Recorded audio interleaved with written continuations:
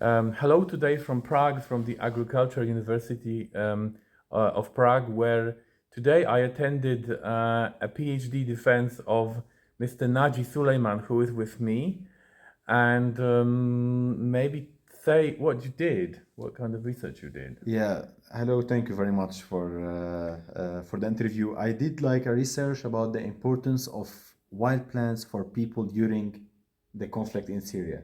So I was studying basically use of wild plants from ethnobotanical perspective, but during very special event circumstances, which is like the current conflict in Syria. We studied how the conflict affected the use of wild plants and several aspects related to this use, the socioeconomic use, the sustainability aspect, and so on. So, how many species have you found? Do people use a lot of species? Yeah, we documented in the survey and the inventory 75 species used for as a wild food plants. Uh, these species were diverse from around 30 botanical families. Uh, well, I mean, there was some species which are much more used than others. There was some species that are not much used, but still it's among this inventory. What are the typical dishes people make from wild plants? There is a lot actually, and they have its local names as the plants. These plants also have their local names, but the most famous dish or popular dish made from wild plants is called Sleeq in local language, or Sleeq What do if you you mean pronounce local it. language? And the Arabic, because Arabic. it's Arabic language there, but you know there is different Dialects. dialects exactly. So this is how it's called in Syria, and how it's called probably in the coastal region, and could be some other names. But it's quite known this name if you say this word, even in Lebanon, it's Okay. quite it's used the same term. So sleek is like a mixture of wild leafy vegetables. They prepare it, they cut it, and they steam it. It's kind of steamed leafy vegetables. It's quite common, and it was used even before the conflict. So it's part of the traditional food of the local cuisine. But during the conflict, it got much more increase in the use because people they tried to probably to afford to use some affordable food, let's say, for them. So how would you make it? What would you do? Firstly, make like this mixture of wild leafy vegetables. Firstly, why it's a mixture? Because people they go sometimes it's difficult to find from a specific species.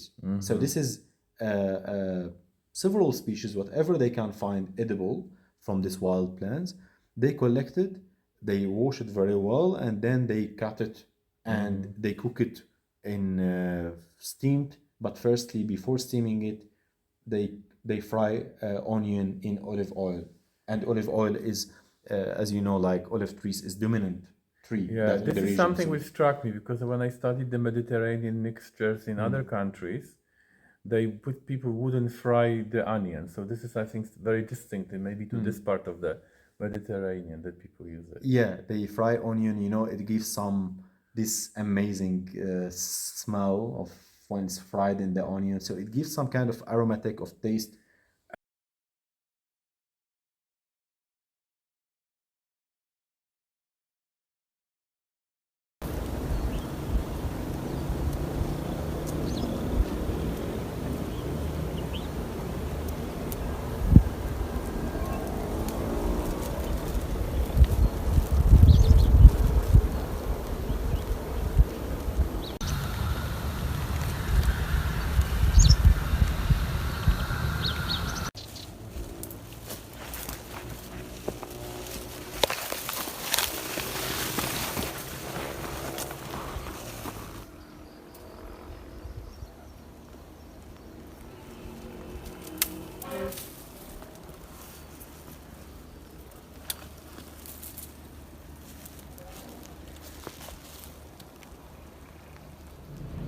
هاي بايزة هاي الحبة.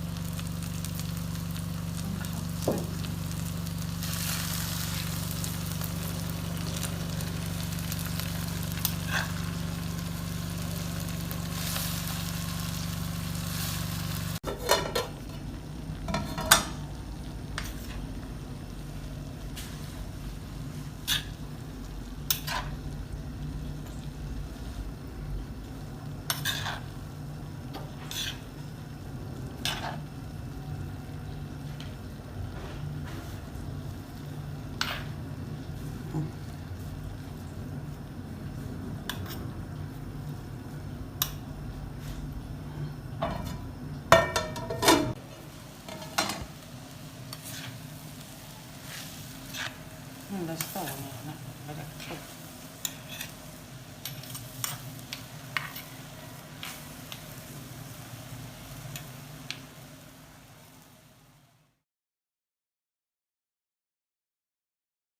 And to how long stew. would you actually stew the Like plants? How many minutes? How it's like until it's done, like 30 minutes or 30 something like minutes. that. Yeah, it depends sometimes also what kind of plants you have, because there is some kind of species are hard and needs probably longer time to be cooked. You don't boil them before.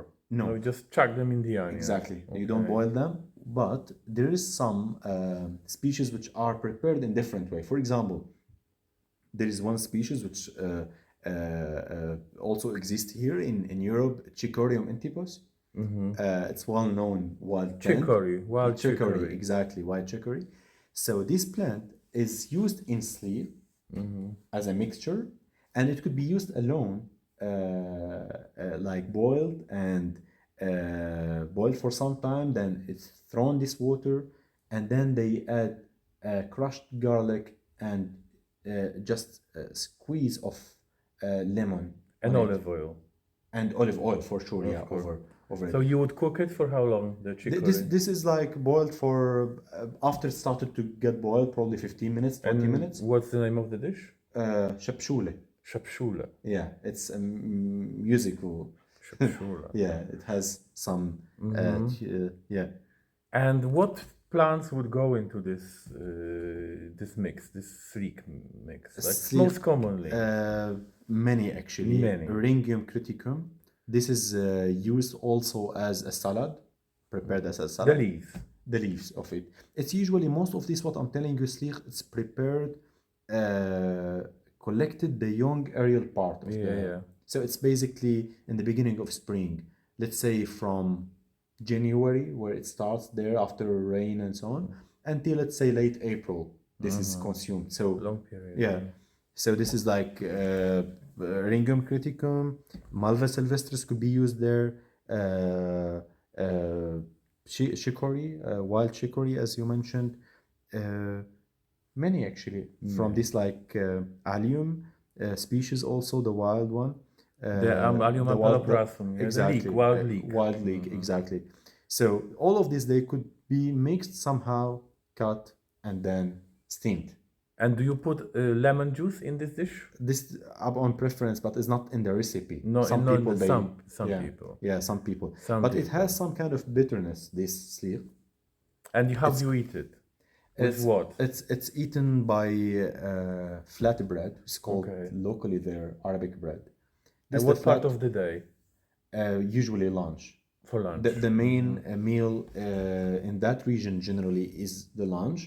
Usually in the morning and in the dinner, it's eaten something fast, and it can contain wild plants. For example, Zaatar. Now we'll come, if you want, to this point, that in the morning and in the evening there's some specific food which can be eaten. It's usually quickly prepared. Rarely you find some people they cook for the morning or they Okay. cook for the evening. Okay. But this is the main dish of the lunch, or like a side dish? No, this could be the main dish. The main dish, dish. Well, it could be eaten something beside it. For example, yogurt. Okay. Yeah, as a side dish, or some fresh like onion, green onion. But you don't put yogurt in the dish. No. It's beside it, or it can be eaten, as I'm telling you, like some, let's say, appetizers, like a green onion or a green or a radish, for example. Okay. Yeah, and it's called also in some parts of the country. It's a very interesting point. It's called mhable. By the way, like both words could mean the steamed food. Yeah, Sleeq, as it means somehow literally it means the boiled food. Do you cover the pot with? Yeah, it's covered. It's covered. You Yeah, boil it's covered. But this, what I told you, the second term which is used there, is used mainly by Christians groups in the region, and it's highly used during fasting period. Which name? Mhable. It's the same. Hable. Mhable, yeah. It's the same. Mhable or hable? Mhable. Mhable. Yeah, exactly. It's a bit difficult to pronounce, but This is like interesting because it's used as I told you, like in the fasting period of Yeah. some Christian groups there, because they During try the to Lent, avoid, yeah. to avoid, and it has some kind of like probably meaning that they try to experience this the bitterness of food as the bitterness of life. So it could be connected between the gastronomic issue from the taste to the socio-religious point of view. Yeah. And okay, so now let's go to the second dish we're going to talk about. Yeah.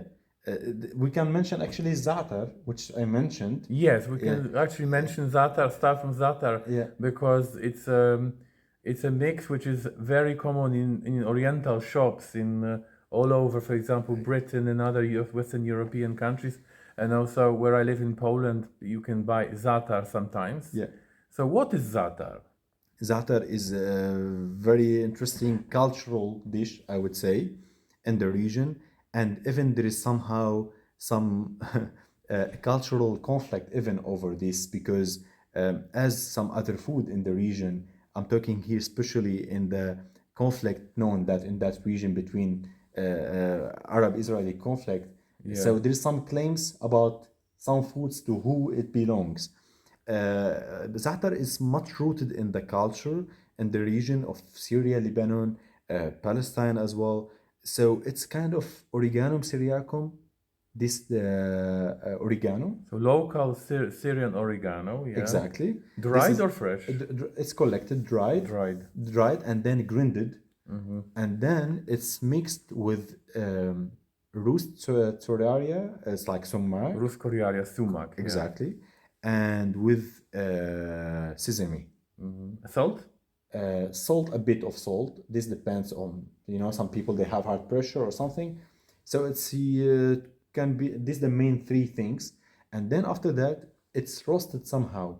Roasted. Yeah, or that's not really roasted, but it's above fire for some time, probably to evaporate any kind of moisture which still could be included in the leaves of Origanum. And then it's eaten with olive oil. Okay, so you just put it in olive oil, or It's like beside olive oil, or can be mixed until the zaatar is completely wet by the olive oil, and then it can be also rolled as a sandwich by the flatbread. And this is usually given for children as a food to school, because children, they like this. so they fold the flatbread like you did in the defense. Yeah? Exactly, yeah. Like a roll it, like a spiral. Exactly. Wow, this was Yeah, really it's like a tasty. sandwich, like how the sandwich of shawarma or doner, if you know, it's the same way, but rolled by Okay. zaatar. So this is usually consumed in the morning or Okay. in the evening. It's soft, not heavy on the stomach, and it's rich in antioxidants, in Yeah. protein, so it's quite good.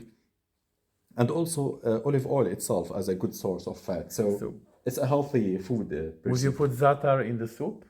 In a soup? No. Zaatar is Or usually meat? No. No, zaatar can be used in some things. For example, it can be added to some salads, over some salads. For Okay. example. Hummus?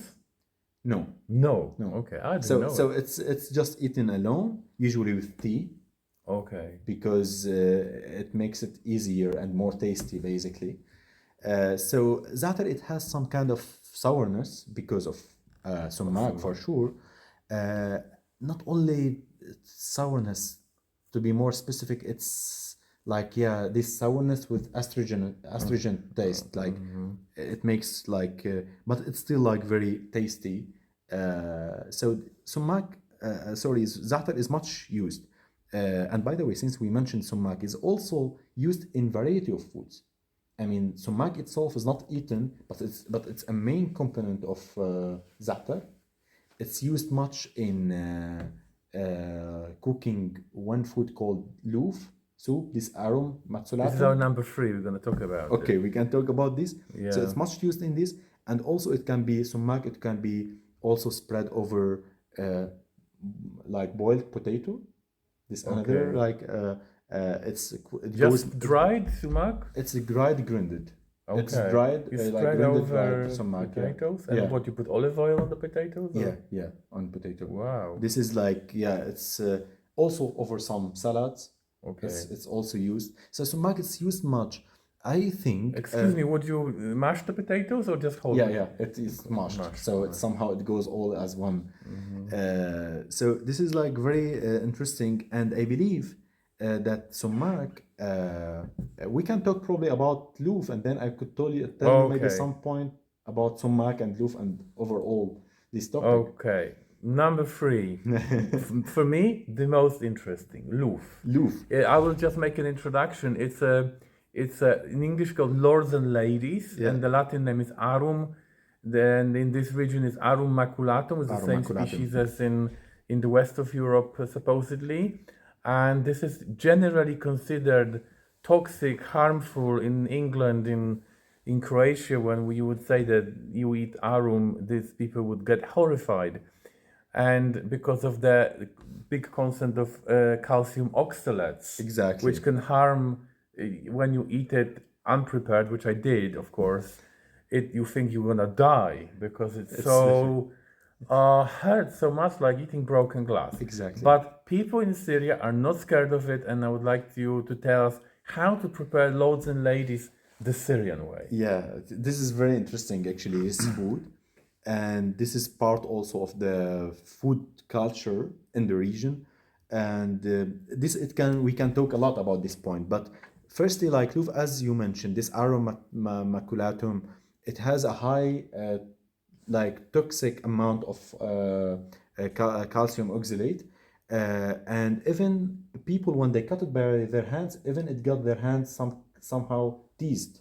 Okay. Or So wear gloves. they wear gloves, exactly. So Arum maculatum is collected at some points of the year, let's say from December until let's say April. They cut this after wearing gloves, as we said, and then it's boiled for 2 or 3 hours to basically to detoxify it. 2 or 3 hours. Yes, around 2 hours they. And you boil. have to chop it fine, or? Yeah, to chop it for small pieces, and then it's boiled. And by the way, it's perceived as poisonous plant by local people there. So that's why they don't consume it raw at all. So there is one way only to eat Arum maculatum is to cut it for small pieces and then to boil it for 2 hours. Or 3 hours. Yeah, when it got boiled much, it somehow released the toxic material, and then after that, the most important point, it's not eaten like that only. It has to be added Sumach Excuse me, you take the water out after boiling. This is very, very important, crucial. Yeah, you can withdraw, like you can take this water out and put another water. And anyway, I think after 2 hours of eating it is somehow, boiling it, somehow it got detoxified, even if you don't remove, I believe, the water. But usually after that, they add sumac in some amount, bulgur, and romex, which we mentioned. Romex acetosa. Exactly, the Wow. one sorrow. So it's added somehow, and then it's boiled after that for some period until all this mixture it became You mixed. add the dry bulgur or boiled? The dry bulgur. Dry, Yeah, put some water. yeah, exactly. So The it's soft- sour. they- It's a they- sour dish. Yeah, it's a sour astringent dish. And here's a very important point that I believe that in that region, this is my interpretation and observation. I think that each cultural group they have some kind of taste or preferred taste, let's say. I observed, this is interpretation, that for example, loof, Arum maculatum, it's used specifically by some cultural religious groups in the region, which are Alawites and Ismailis. So it's kind of minorities in the region. It's somehow, I would not say ethnic, but it's kind of cultural religious groups. They are religious groups, but they have some kind of identity and cultural and these two groups, specifically in the coastal region of Syria, more specific in Tartus governorate, they eat it. The same groups otherwhere, like elsewhere in Syria, they don't eat it. So this is very interesting that it's limited the consumption to specific place in the region. The interpretation that I wanted to say that these groups, or specifically Alawites, I would say, they prefer the sour astringent taste Okay. because of several foods that we just mentioned. For example, Sumach, it's sour astringent taste. Zaatar is very important. Loof, which is not consumed by others. And so the use of all these plants, and also Romex, by the way, which has some sour taste. And you also in your thesis mentioned that people also wrap rice into the in the leaves of wild plants. Which plants are they? The wild plants, it was like Cyclamen. cyclamen, exactly. It's a wild plant produce a very beautiful flower, which also children usually they collected. But would you eat the leaf of the the leaf, cyclamen? yeah, exactly. They collect usually the young soft leaves of these, which are big somehow to be able to roll it and so on. They boil it for some time, or they put it in hot water to be more like easy Elastic, to roll, yeah. and then they roll rice in it, and it's somehow it's used the same process as it's used with grape leaves. Sarma. Yes, Yeah, it's a sarma, yeah, exactly. Is it called sarma? No, it's in Turkey it's called sarma. In Syria it's called it's several names. Waraq anab it's called also in Syria, which literally means like grape leaves. Okay. And the last question. Yeah. The last question is, because you studied the place where the war is taking place, how did people how the war affected the food of people eat? The war affected significantly, I believe, as I found, that based on the respondents that I was asking them in the study, that there is 2/3 of the respondents, 64%, they reported that they rely more on wild plants during the conflict comparing to the pre-conflict time. So the use of wild plants, it was somehow declining in the recent decades. But after the conflict, when it started to get some economic crisis, difficulty to afford the food from the market, food prices, exchange rate, all these issues, then people they turned more to the nature and they started to use more wild plants. So in recent years, it got significantly increased. But this increase also it affected negatively the abundance of these species in the wild. So the availability of species, it got somehow, some species, it got decreased. So which species is the most affected? The most affected is like, there is one species called Gondella tourniforti. It's a quite common species in the Middle East, not only in Syria. It's called Selbin in the local language. This is quite significantly affected. Another species is like Themis vulgaris. Thyme. Yeah, exactly. Zaatar is also called in Syria. So, so for producing zaatar, it can be used also this species, like Themis vulgaris. It's very like interesting species. It's also used for flavoring and covering. Very specific cheese, fermented cheese produced there in the region. Vulgaris, thyme. Yeah, Themis vulgaris. The dried grinded one, they cover somehow the fermented cheese of in the region called Shanklish. So this is also like very interesting food. So I believe overall that this the food there, it's main part of the cultural identity of the local people cuisine. And what wild plants can you buy in the market in the local markets? Can you buy the wild vegetables? Yes, definitely. Many of them actually. Many of them. Because in mixed or separate? Mixed or separate, both. Both. Because in recent years, people they started to have difficulty in afford the typical fruits and vegetables and so on. Okay. So these species usually are in less price. So people they started to buy it more, to use it or to cook it. Okay. Yeah. But yeah, even here you can find some zaatar which brought from I mean, unfortunately, this species or this food is not much marketed. But as you mentioned, Zaatar, for example, you can find it in Poland or even here. Not much, but you can find it in the markets, especially in the Oriental shops. You come from the coastal area of Yeah. Syria, so near the Mediterranean Sea. So it's much milder and greener than the desert part. Yeah. So it's in a way it's along with Lebanon. So do you have any experience comparing the wild foods eaten in Lebanon and in your area? Is it similar? There is much similarity. For example, Zaatar is eaten there. Okay. This the mixture of wild leafy vegetables, which I Okay. mentioned, like Sleeq, is also consumed in Lebanon. Origanum, syriacum, Sumach also, you know. So all of these are consumed somehow in Lebanon.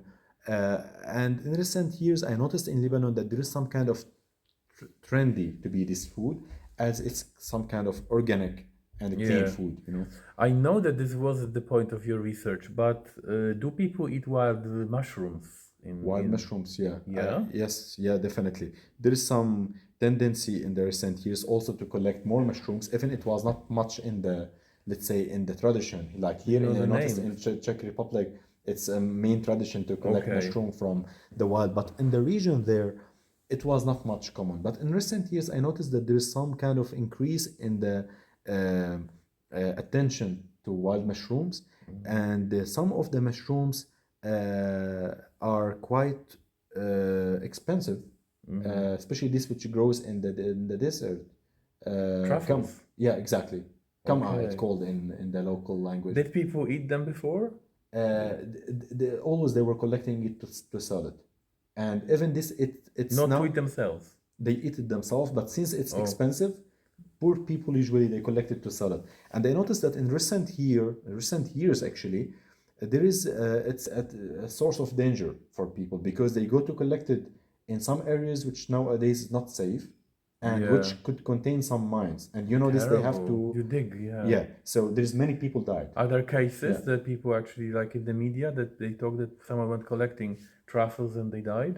Yeah, there is reported. Terrible, yeah. Yeah. That many people they died because of mines or because of some attack because it's the region is not safe. So, but still, it's preferred to be sold because 1 kilogram even there, comparing to the prices and everything, is considered very high. It's around $7 to $8 for example. to Oh, 1 can you kilogram. find mushrooms in the markets, or do they Yeah. sell them to like? Yeah, you can find it in the markets. can Yeah, find it. usually this the rich people can buy such. And kind what of- season? What month? It's usually after the thunderstorms happen and rain and so on. So it's usually during this time, let's say in In spring. Yeah. Not in autumn. in autumn and until spring. spring. So nowadays, for example, you can find it also. Like Okay. yeah. Oh, thank you. Thank you very much. Thank you. Thank you.